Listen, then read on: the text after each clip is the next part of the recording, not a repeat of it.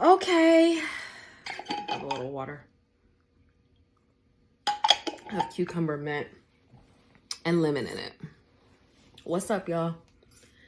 How is everyone? I mean, no one can respond to me because this is not a live. I don't know what I'm doing. Welcome to the first Darling Bonnie Land Vlogette. I had to think about what this was because I was going to call it How to Be Darling, which is the video essay, which is coming soon, but it's the Vlogette, the Darling Bonnie Vlogettes, Darling Bonnie Land Vlogettes. Welcome to Darling Bonnie Land. I always get you talking about something, don't I?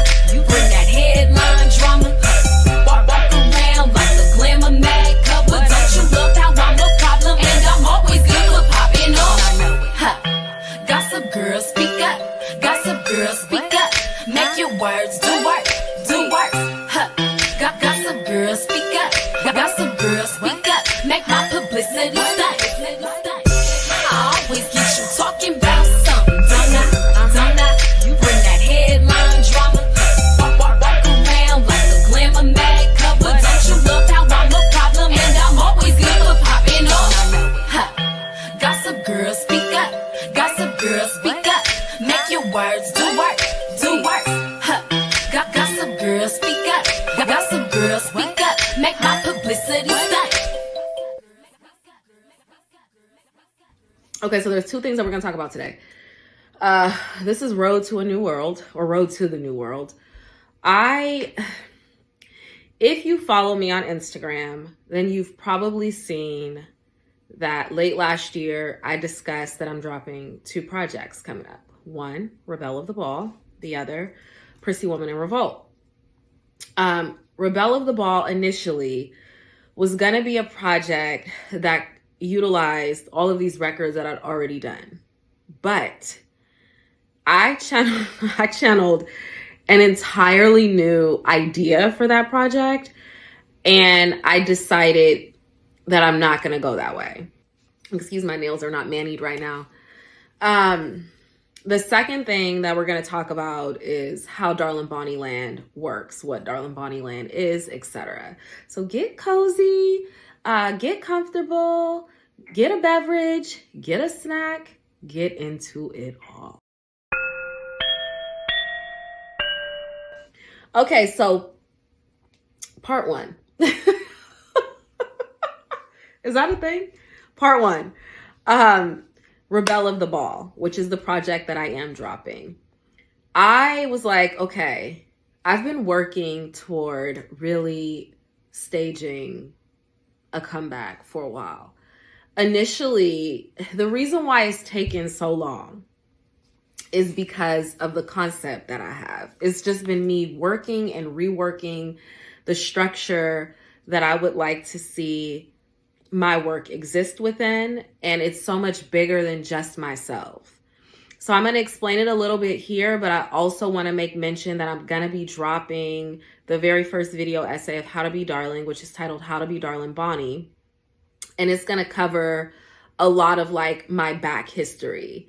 Initially, a lot of the records that I utilize in this How to Be Darling Part 1 video essay was supposed to be records that I was just going to utilize on Rebel of the Ball. But Rebel of the Ball has taken on an entirely new wave, vibe, structure, and form.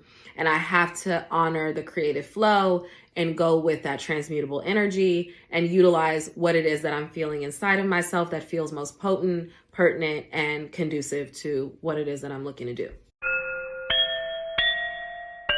Okay, so with Darling Bonnie, when I initially started, I'm not going to even go all the way back to 2006 when it really all began. I'm just going to go as far as 2011 or so. When I started working with George Everly, I'll put a picture here or something. Shout out to George. I hope you're well. George was my former manager, and we didn't know what we were doing at all. Like I'd been playing around with a lot of concepts and ideas about how I wanted to put out music, essentially. And I also wanted to do lifestyle content. This is way back before whatever is happening now on the internet. This goes as far back as 2006, 7, 8, when I was in a group called Honey in the Bank.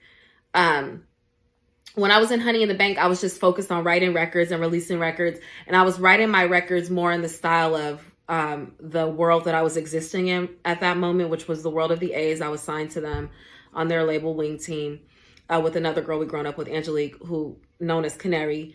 And we were in a group, a hip hop duo called Honey in the Bank. When that all ended in 2009, I'd moved back home to the Bay Area from New York.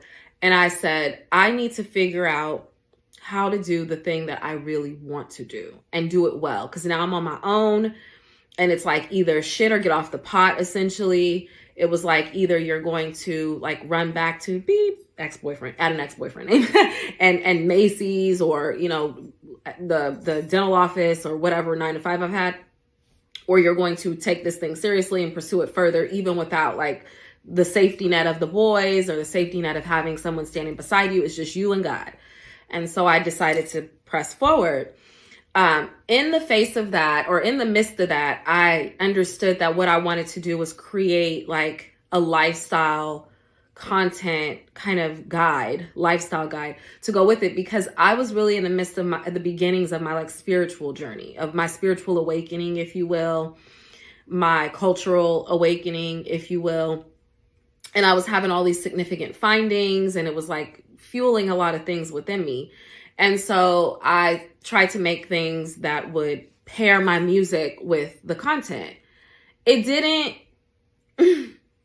really come out clean, but that's the creative process. There's going to be a lot of mess.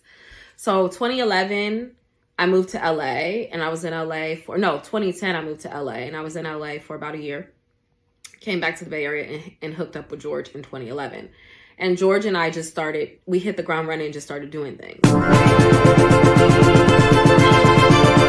Hello. Good evening. Ladies and gentlemen, may I present a new live young diva ready to blow speakers. The daydream of all the hot boys in tattoos and sneakers. I remind them all the fast cars, nights with good reefer. That's cause I get them high. Damn right I get them high. Huh, huh. On the superwoman vibe, unprecedented in time, I'm one hell of a kind. I heartbreak them all, I bat my lash and wink and eye. And you should know the trouble ain't on the way. She's moved in to stay, and it seems she has a name. It's have you heard? Have you heard? Have you heard? Well, it's Bonnie. You know, making records, doing shows, photo shoots, hosting events, blah, blah, blah, blah, doing all of these things that I'd actually manifested because, and I hate to say that because I know everybody talks like that now. Manifest wouldn't have been the word that I utilized anyway. I would have just said, oh, I put this out there and now it's coming back to me. Because I had said, like, I want to do events. I want to do da-da-da-da. I want to do all of the things that I said that I wanted to do, I did them. But what I didn't do was create a structure that would allow for me to build a viable experience that I could continually expand upon. So we were kind of just running in place. And eventually that thing met an expiration date. So when it met an expiration date in 2014, I kept going with that a while on my own. And then by 2016, I was like, I have to figure out how this thing actually is supposed to work.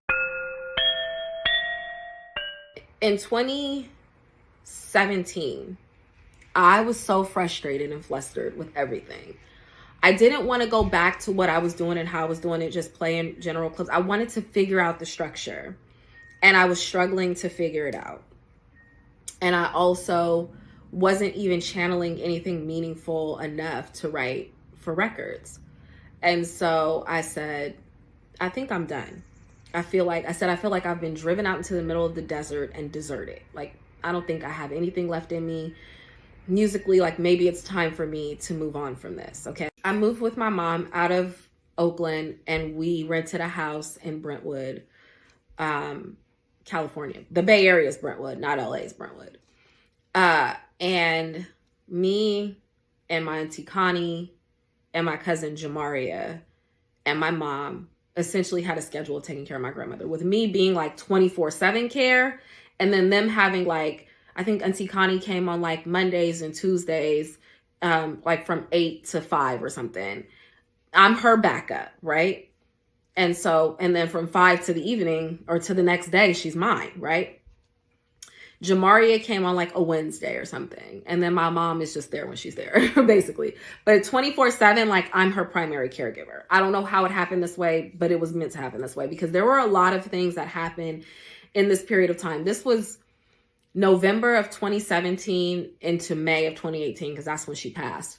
There was a lot of ground that was covered. I had extremely in-depth conversations with her before she got into a nonverbal state, but I'd already been having in-depth, because my grandmother and I were really close, in-depth conversations with her before she got into a nonverbal state.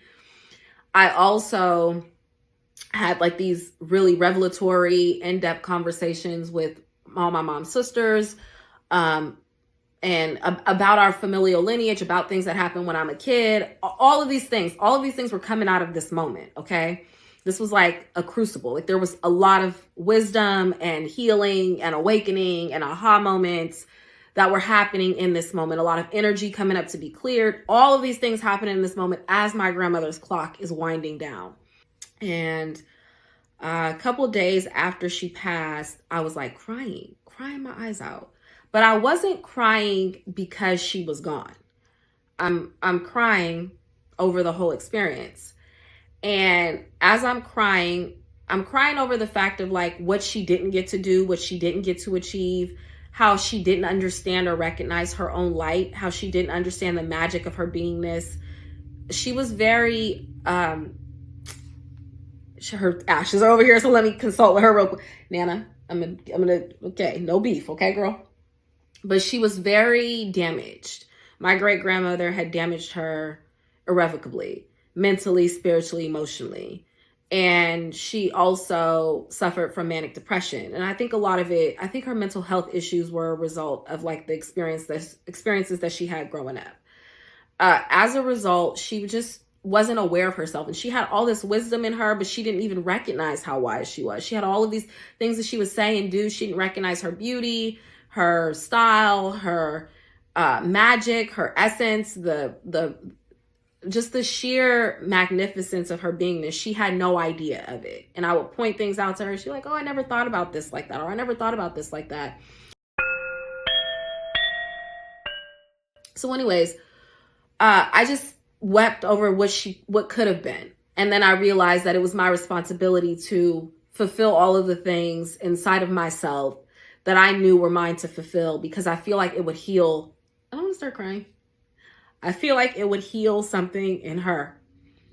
So as I'm weeping over this entire experience, I channeled a verse, because music with me works in the way of channeling. Like it comes through me. I cannot explain it.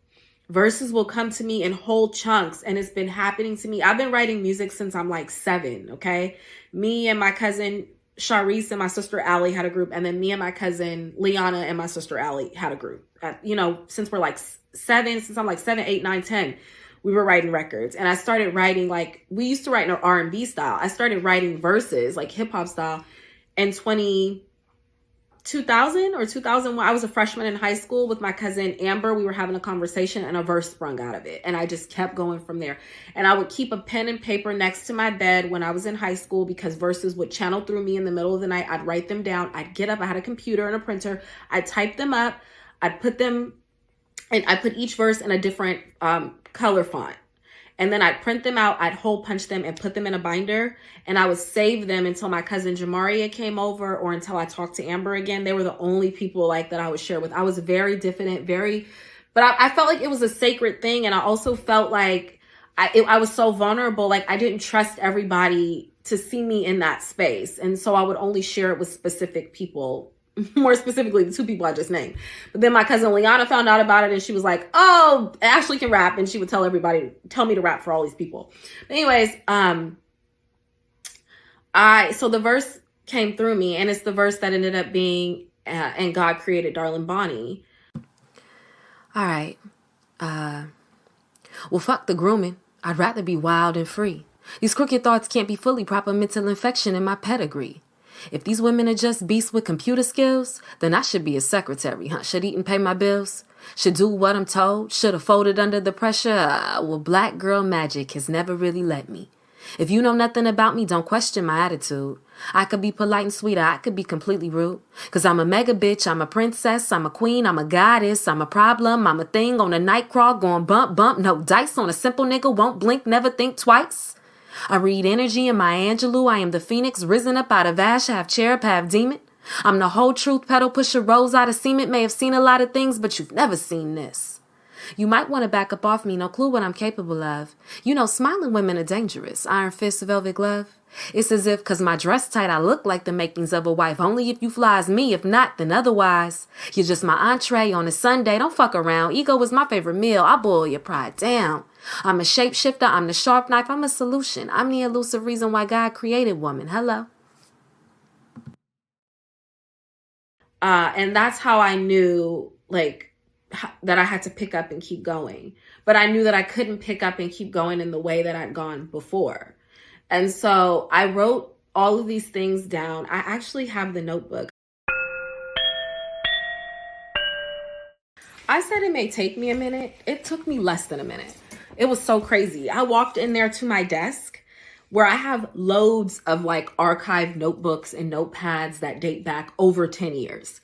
This one was peeking out. This is the one that I was talking about. I took this notebook, and on the day that I decided, or I said, okay, I think Darling Bonnie is back, I'd written some things down.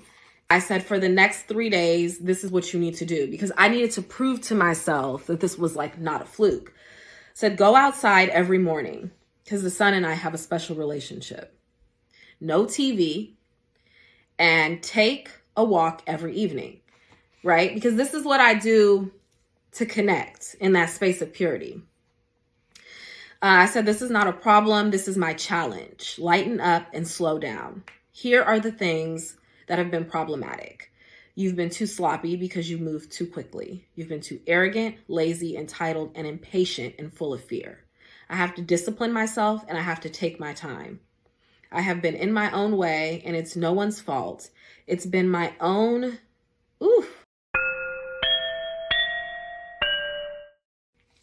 So when I said that, there's all these, this is what I said to I don't know whose phone number this is. Focus, slow down, relax, lighten up, and trust.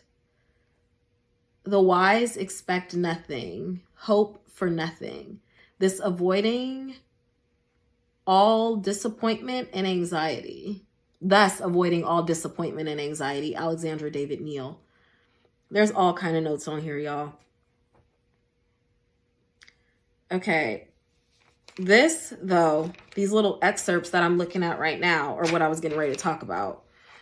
When it all came down to it, the first day, it didn't even take 3 days. It took 1 day. It took not even a full 1 day. It took like 1 hour. I went outside. I sat in the middle of the grass. I'll insert a photo here. There was this huge yard there. And I said, okay, let's see what happens. And so I was getting so frustrated because I think I was maybe concentrating too hard, not letting myself go. And I said, the problem is that I can't even hear my own voice. I can only hear other people's voices. And I said, my higher self said, write that. And I said, okay. The problem is I can hear everybody else's voice within my own head. Want to sew my own dreams, can't needle my own thread. So here I am helplessly staring at him, saying, baby, won't you rescue me? I haven't learned to swim. And I may drown in this ocean full of dread, broken light, no respect, no glory. My feet are wet, eyes wide, head to the sky, forever praying for the best. But not response from the gods, all I seem to manifest. Do you, he said. I forget who I am. Maybe I never knew. I only feel like my best whenever I'm with you. I'm only in love with us. That is my only truth. But you ignore me so much, it turned my crazy loose. And I'm thinking now, maybe we never existed. I'm going straight jacking crazy and breaking all these dishes, losing all self-control, one of them loony bitches that you say you only used to know. This is a horror picture. Now, when I wrote this record, the part that's most hilarious is that I'd been involved with someone for a very long time. I didn't even think I was going to talk about this today. I thought this was going to be short and simple. I thought I was going to say, this is what I'm doing for Rebel of the Ball. And this is the new way that Darling Bonnie Land works. But you have to allow the spirit of whatever it is that's trying to channel itself through you to channel itself through uninterrupted. So this is what this is. Anyways, I've been involved with someone for a very long time. And him and I had this incredibly disgusting parting of the ways in 2015.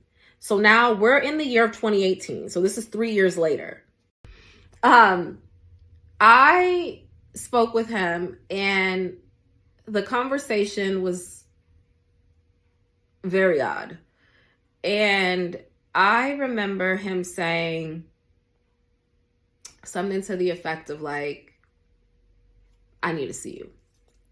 And I said, well, I don't know. You know, it wasn't, I didn't think about it because it was very, I didn't think that's what this conversation was going to be or be like. I'm like, I don't know. I didn't think about it. And then in the time of me saying I need to think about it, I somehow convinced myself that yes, go ahead. Why are you acting afraid? And so I ended up saying to him, okay. And so he, you know, responds and whatever. In the middle of the night, after saying yes, it was like 2:00 in the morning, I woke up with the world's worst anxiety. I've never had an anxiety attack like this in my life. I mean, like panic, frantic, shaking, can't breathe, like next level, right? This is like, it's equivalent to me now, looking back in retrospect, to my higher self, like sending an earthquake through my body to say, girl, this is not the way. And so I can't figure out what's wrong with me. So what I do when I'm having moments like this to calm and ground myself is I write whatever, even if it's gibberish, just write. So I'm writing. And then I get to this chunk in the written text that makes sense, that says like exactly what it is that I'm feeling, like what I need to channel, which was about basically, this is not, if we're for each other, or if we're made to be in each other's world or experience, it shouldn't be like this. It can't be like this. Like we've already done something like this. Like we need better, whether it's from one another or other people, but we for sure need better from ourselves. I can't participate in this. I want more for me, and I want better for me, and I want more for you, and I want better for you. I don't think that this is the way. And so I like had a message. It was far more eloquent than that. And I'd written it out for myself. And so I decided to share it with him as well. So I sent him the message, and that was the last we spoke. So when I ended up writing this record, Catch is what it ended up being called, I thought, because I'd spent days after that, like growing through these motions with this entire experience with him and understanding what's real, right, best, and true, and most conducive for my highest good, and what is just deeply problematic. I understood where I am in my journey and my experience, what I'm willing to accept and what I'm not. And so this whole thing. And so in the process of working through this whole thing in my conscious mind, I'm like, oh, I'm done with it. I'm over it, right? Like we're finished. That's it. I get it. But then I write. Then I channel this writing, which is telling me what's going on in my subconscious mind. Subconsciously, I was still waiting on him to come and do something for me. I was still waiting on him to Captain Save Me. I was still waiting on him to help make things happen, like in my world in life, right? And it was absurd. It was absurd. But also, it was something that I needed to be made aware of. And so it came through to me by way of this record. Something happened with that record, Catch, which I never had a beat for, but I did write, that full verse. And then I wrote a hook for it, which was running, falling, pressure,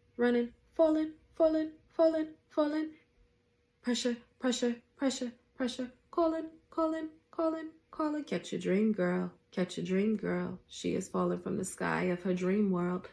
And then I wrote a second verse for it, which was me reading myself, right? Rating on liberation while debating my ego. You better than these bitches. I know it, but they don't hear me. Fuck, I'm supposed to do if I can't win over the people. Play into a crowd of Uno indefinitely. And it goes on and on. Actually, it's literally a jumble at the bottom of this page. But I have it. I recorded it. I always record dry vocals or dry verses. I recorded on a computer that is not functioning right now. I have 3 different computers that have not functioned, but I kept them because my brother told me that they can get them to function again. Oh my God. He told me he could get them to function again at the Best Buy, and the Best Buy is going bye-bye. We'll figure it out. There's always a way. The geeks don't stop geeking just because Best Buy shut down. So anyways, that verse cracked open, or that record cracked open a new place and space inside of me. And so from there, it was like they just started pouring through me like rainwater. Like the dam had broken. And so I wrote probably 30 records in the span of like a week. And I channeled 7 projects, okay? And Rebel of the Ball was not initially a part of it. After I channeled the 7 projects, obviously in the year since, because this is 2018, in the year since, I channeled more records to go in alignment with it. And I started channeling pieces of what the structure would be. So at that same time, I opened up Darlin' Bonnie by the Gram on Instagram. I'd had Instagram accounts when I was off the grid, but they were quiet Instagram accounts under my government name. Only select people would know how to find them. And I mean, a very few select people. And I wouldn't engage with like the usual. I was only engaging with stuff. And the only reason why I opened them was for this. I only engaged with stuff that felt inspiring to me. And so, but this is the first time that I like opened a Darlin' Bonnie account and I started putting things together online publicly. So anybody who's been paying attention since then, you've been just witnessing the process of me building something. And so in 2021, I got an email about applying to the Creative Capital Wild Futures Grant. I made it to round 2, which is a big deal. And then I kind of fell apart when it came to like what do you need for budget and timeline? And so they were like, you got to reapply. Like, this is like, you don't know, like you're all over the place. And so the way that the Creative Capital Grant works is like the sector that I would be granted the grant for only comes around every 2 years. So I, applied the next time. But when I applied the next time, like I was so disconnected from it because I was focused on something else. It was still Darlin' Bonnie related, but I was focused on something else. The next leg of like what I was developing that I didn't even put my anything into, not even my all. Like, so it didn't go very far. But anyways, all of it helped me. The point that I was making is that when I was filling out the application and the submission form, I was like, oh, I already got what I needed from this. Like, I don't need to, like, I got what I needed. I needed somebody to help me like get a real like structure. Like, it was the questions that they asked, the promptings that really brought me to a place of clarification with what it was that I was building. And so, and I've only gone on to have further clarifications.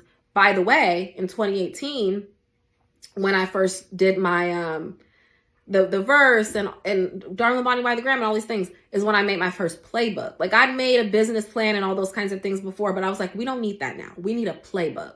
So every year I would re-up this playbook every single year. And so in the last couple years is when I really started reshaping how I would utilize Substack. I opened Bonnie Not Your Ordinary Girls Guide, which is going to play a major role in what we're doing. Everything is going to be anchored here in YouTube. And then, Bonnie Not Your Ordinary Girls Guide will be a companion guide. And then we also have MailChimp, which will be like your weekly reader.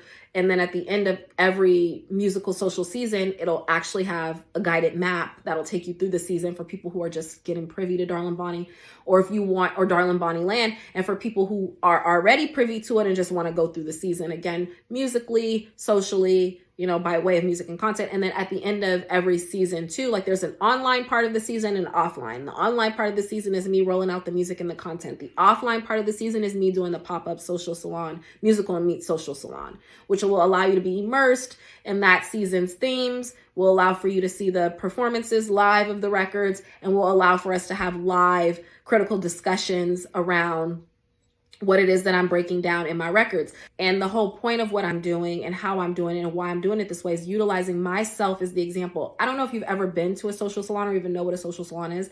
A salon is a room where you go and you converse and you serve beautiful drinks and you talk about politics, religion, art, love, sex, beauty, wine. A social salon will allow for you to have a common theme or topic and everybody to discuss it. The point that I'm making with my salon is to utilize my world, my life, my experiences, or the world's lives and experiences of those who have inspired me to write a record about whatever they're experiencing.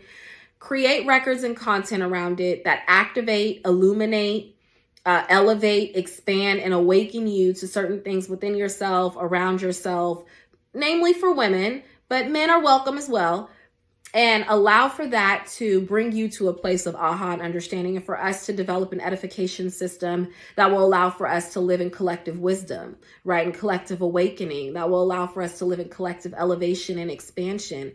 And I focus on 3 primary things, which I call the MAP, the magic, art, and poetry of life and living, more specifically as it pertains to a specific archetype of a social plus creative woman in the modern age. The simplest way to say it is, an online to offline musical meets social experience that comes to life online through music and social content, and comes to life offline in a pop-up social salon.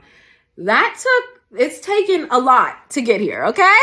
Just to get the structure right. But for those of you who want to be a part of the experience in any capacity, BTS, behind the scenes, hit me up at deardarlingbonnie@gmail.com, or leave a comment below and let me know, and I'll get back to you. I'm always looking for everything and everyone.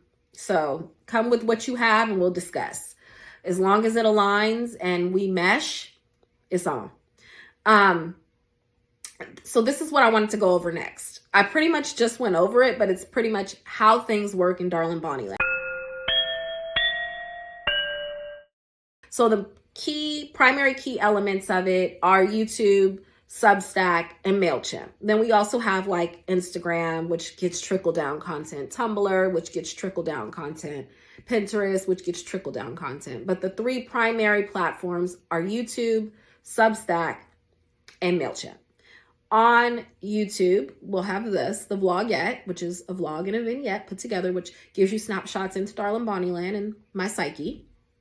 And then we have How to Be Darling, which is a video essay, which allows for my own diarized autobiographical experiences and things from pop culture and the entertainment world at large, or the arts world at large, or just society at large in general, to come together to formulate these elements of a guidebook in video essay format. Then we have music videos. That's easy. And then which also like take you into Darling Bonnie land, but set to music. And then we have the lyrical visualizers, which are what they sound like, a lyric guide basically with visualizers that have art and visuals behind them, and they give you the lyric and the layout of each record.